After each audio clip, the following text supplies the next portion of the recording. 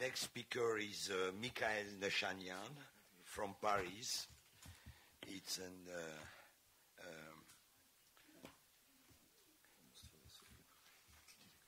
École Normale Supérieure, yes, and doctor in history, and now curator in Bibliothèque Nationale de France, Armenian Department Chief, no?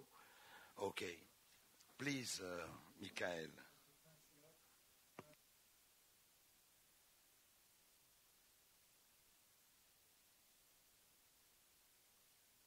2010, the Yale professor Timothy Snyder published a fascinating book called Bloodlands. In this hotly debated book, Snyder showed how the destruction of East European Jewish communities by the Nazi regime happened in the same regions where some of the most terrible mass murders were committed by the Soviet Union between 1933 and 1945. Instead of studying Nazi atrocities or Soviet atrocities separately, as many others had done, Snyder looked at them together. He showed that the two totalitarian systems allegedly committed the same kinds of crimes at the same times and in the same places, and that this was not a mere geographical coincidence. In fact, the geographical situation of Eastern Europe, coveted by and squeezed between two major empires, was a crucial factor. Eastern Europe was considered by the Nazis as Germany's Lebensraum, its natural living space, the condition of its future development, of its status as a major imperial power. Obviously, for the Soviet Union as well, Eastern Europe was and still is considered as a Lebensraum. That was an essential factor which drove the destruction of more than 14 million people there between 1933 and 1945. Caucasus and Eastern Anatolia were not part of Timothy Snyder's study, but we can clearly see in those areas the same pattern at work. In those areas, mass murders were committed repeatedly by rival empires in the 19th and 20th century, be it in Chechnya or in the Armenian-populated areas of the Caucasus or Anatolia.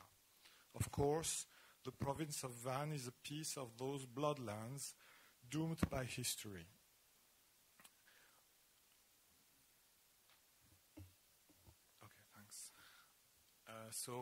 There are two parts actually in my communication.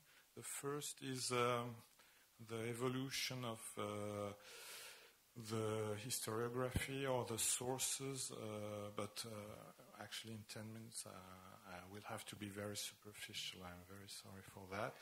And in the second part, I wanted to place the events of Van into the greater context of the war and of the genocidal project of the Young Turk leaders, and see if we could get some additional insights into the genocidal program by studying its first steps.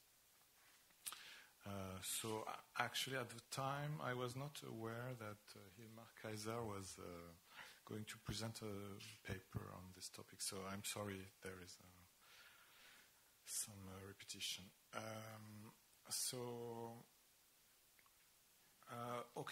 about the evolution of the historiography, about the events of Van in 1915, we understand, of course, that the question of Van, the issue of Van, was and still is a central issue in our interpretation of the fate of the Armenians during the war.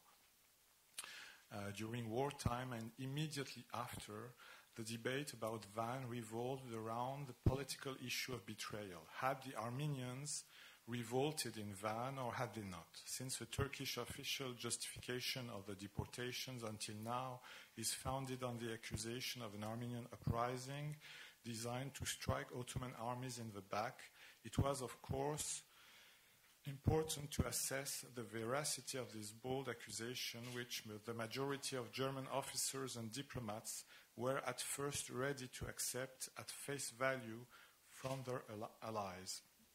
In that perspective, it is important to remember that it is only in July-August 1915 that the European and American ambassadors in Istanbul finally understood the scope and magnitude of the deportations and massacres. But then it was too late, as Talat told repeatedly during summer 1915 to anyone within hearing reach, I quote, "The Armenian question has been solved," unquote. So he said that during summer 1915. So the historiography naturally reflects this political consideration about the loyalty of the Armenians of Van. As soon as 1916, the Armenian party Hığutyun published in Geneva a report in French about the events of Van. By stating some facts, the goal of the Hığutyun was to clear their name about the accusation of betrayal laid upon them by the Turkish government.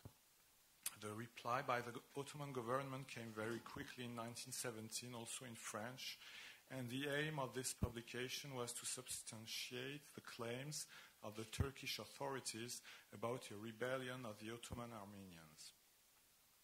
Before the end of the war, other authorized voices joined this controversy. In 1916, a major publication, The Treatment of the Armenians in the Ottoman Empire, prepared by the British Ministry of Foreign Affairs, gathered some eyewitness accounts about the events of Van. In Germany, in 1916, the Reverend Lepsius gathered a huge amount of information in his book on the fate of the Armenians. He also tried to present the events of Van to the German political elites of the time. About the events of Van, Lepsius reports that he was in touch with the head of a German orphanage of Van, Herr Spöri, who was Swiss actually, and with his staff who were in Van at the time and who confirmed the authenticity of the American Dr. Usher's account.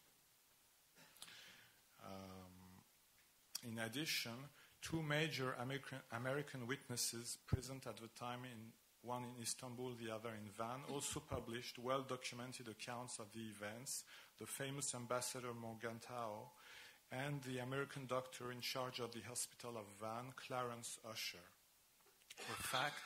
The fact that the accounts by Usher in 1917 and Morgenthau in 1918 entirely corroborated the accounts made by the Armenian witnesses and belied the report by the Ottoman government settled this issue for the European elites and for the generations to come for decades until the new revisionist thrust since the 1980s.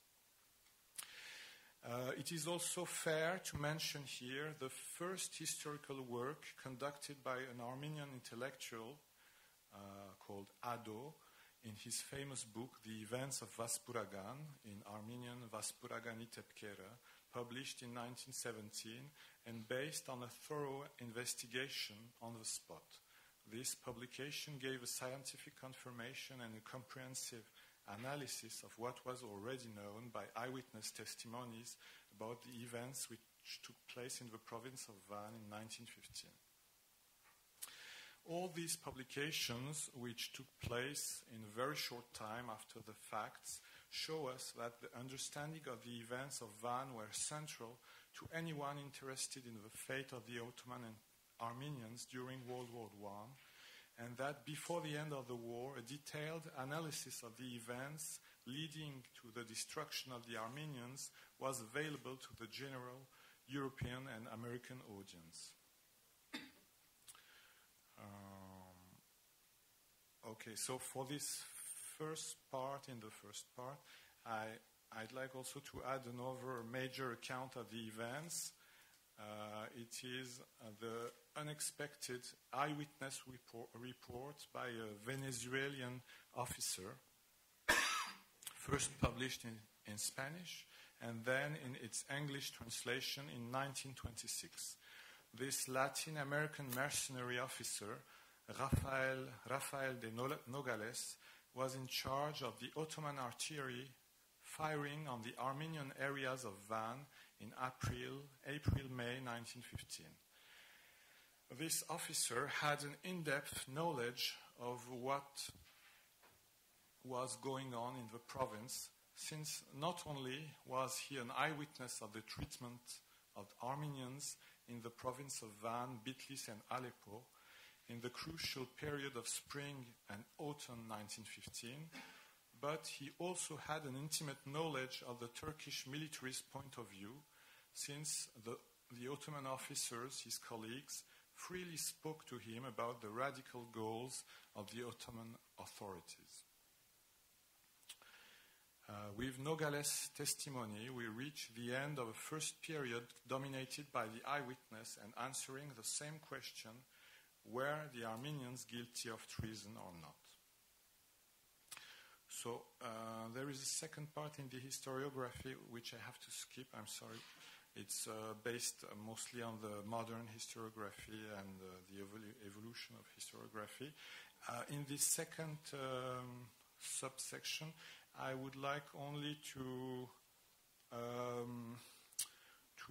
mention two new sources which are important for our understanding of the events of Van. One is a new publication by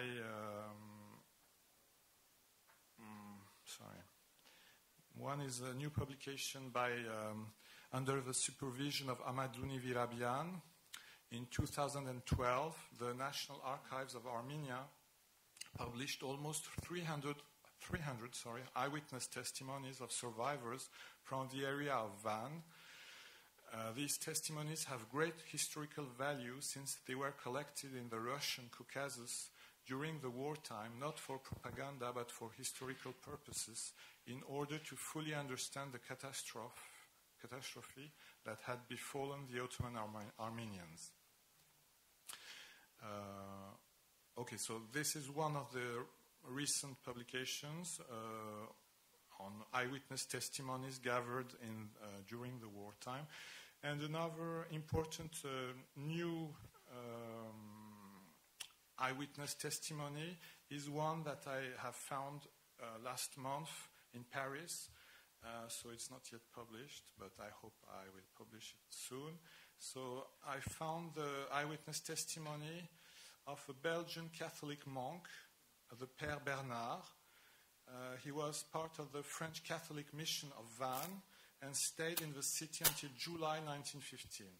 His testimony has all the more value since the Europeans or Americans present in Van were few, and since the author, a 62-year-old monk, expresses a strong dislike towards the Armenian Revolutionary Party, the Hığutyun, which was, of course, the beating heart of the resistance in 1915. So I would like to, if I have 5 minutes, I would like to try to present some elements of the second part about the general interpretation of the Van events in relationship with the general history of the genocide. So the events of Van once again raise the question of the general interpretation of the treatment of the Armenians in the empire.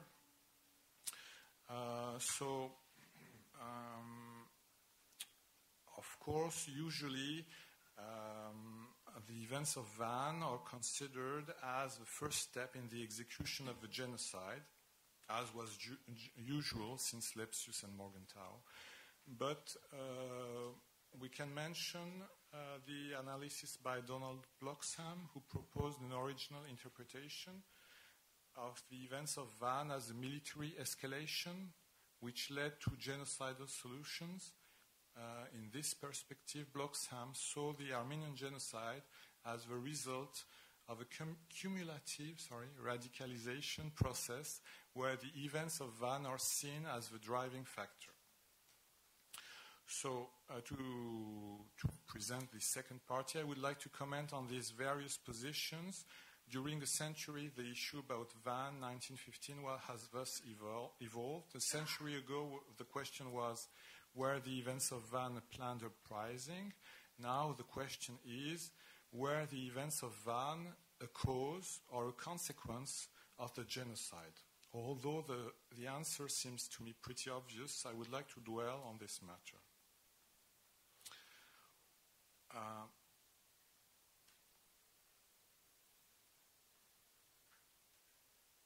As we understand it now, the Van events were not the first step to a genocide, or at least they were not only a first step towards genocide, they also were a preparation or an introduction to the general program which was supposed to wipe out the Armenian population. Unlike the subsequent episodes of the wartime genocide, the events of Van had other goals as well. The first goal was to disarm a dangerous province, a province where Armenians had the capacity to create real trouble for the Ottoman armies. For the Young Turks, that province, even peaceful, remained a constant source of military threat. It is obvious that after the beginning of the planned deportations and massacres in the other eastern provinces, the Van area would have been even more dangerous. Therefore, Young Turk leaders, especially Talat, felt they had no other choice than to strike preemptively Van and Zeytun, the only two areas where the Armenians had a real military expertise.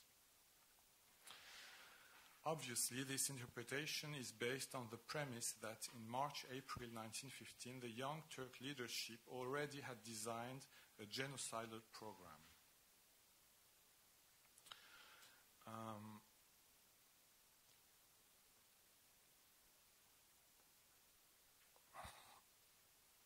Actually, Young Turk leaders, even though they were obsessed with an alleged Armenian threat, knew at the same time very well the real weakness of the Armenian populations. They knew that almost all the valid men were in the army and therefore had no possibility of revolting.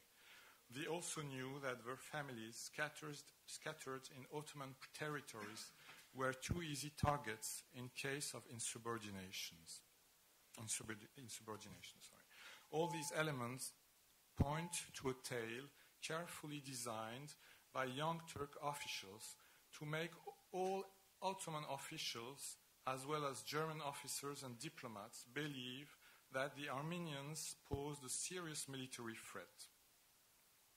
The book, published in 2012 by Taner Aksham, based on Ottoman telegrams of Interior Ministry Talat, allows us to understand how this tale had been elaborated and spread among Ottoman and German officials. This tale really worked wonders, since a great majority of officials were fully convinced as soon as December 1914 that an Armenian uprising was on its way, with the notable exception of a few skeptical valleys like Tahsin, when he was still Valley of Van, or the Valley of Konya. The story of Van has to be replaced in this general pattern of a Young Turk leadership trying to drive the Armenians to a last resort. This was true even before the defeat of Sarıkamış, and the chronology of the atrocities committed in the area of Van, as well as the intensification of the accusations of uprising in December 1914, point in that direction. Actually, this strategy of provocation could not work, since the Armenian political and religious leaders had given very strict instructions to submit to Ottoman authority no matter what, even if gross violations of the right were committed, even if atrocities were committed. And that's indeed what happened in the area of Van, when whole villages were plundered and massacred since December 1914. The Young Turk leaders, and especially Talat, had then recourse to other means. Since the deportation of Zeytun Armenians took place with no incident in March 1915 or February, they tried another strategy with Van by driving the Armenians to defend their lives. The chronology of the events of Van is very well known and reliable. On the 16th of April, one of the three main leaders of the Armenians of Van, Ishkhan, was murdered by the men of the valley. On the 17th, the men of the village of Hinj, where Ishkhan had just been murdered, were slaughtered. The same day, the Armenians of Van learned that their leader Ishkhan had been murdered on the governor's orders and that their deputy Vramian was held in custody by the governor. On the 18th, the Armenian villages around Van were burnt and the population massacred. The same day, the Armenians of Van learned that the Ottoman army blockaded the Armenian areas of the city of Van. On the 20th, the Ottoman soldiers started shooting Armenian men and bombing the Armenian areas of Van. It is obviously impossible to analyze this succession of events as a simple blunder of an inexperienced governor. This sequence was obviously carefully planned with Talat, the Interior Ministry, to drive the Armenians to defend their lives. The goal was obviously to destroy the Armenian population of Van before the actual beginning of large-scale deportations and before the foreseen invasion of the Russian army in the area, while being at the same time able to use this fight as an evidence of Armenian betrayal and a justification for planned deportations and massacres. Only Talat could be behind such an ingenious and at the same time mischievous plan. With one stone, Talat could hit at least 3 birds. First, he could start the general process designed to destroy Armenian populations. Second, he could at the same time destroy a population considered politically unreliable in a region adjacent to 2 major empires where the Ottomans always had military interests. And at last, but not least, Talat could have the official pretext he was desperately looking for in order to crush the internal opposition inside the CUP, people like Halil Menteşe, who were supposedly hostile to a genocidal process. The German naval attaché in Constantinople, Hığutyun, who was a close friend of Enver, told the ambassador Morgenthau, I quote, so the German naval attaché in Constantinople, Hığutyun, speaks, Enver wanted to treat the Armenians with the utmost moderation. Well, that's strange, but okay. But after what they did at Van, Enver had to yield to the army, which had been insisting all along that it should protect its rear, unquote. Here, we have a clear instance of how the alleged uprising of Van was used by Talat and his allies in the inner circle of the Ittihad Committee. Talat also needed to crush the opposition of officials who were outside Young Turk circles. And finally, Talat desperately needed a pretext to set aside the foreseeable opposition of Turkey's allies, Germany and Austria-Hungary. For all these reasons, the revolt of Van was carefully micromanaged by Talat to achieve all these goals at the same time. And on a propaganda level, Talat fully achieved his objectives, as all the officials in favor of a more lenient policy eventually had to submit to Talat's genocidal program. In the end, the events of Van may well appear as a blunder or a defeat for Talat, since the Armenians could hold their ground for a full month and survive for the most part. But actually, it was quite the opposite. A crushing victory for Talat, since he could forcibly convince all his political opponents to let him execute his most radical plans as regards the Armenians.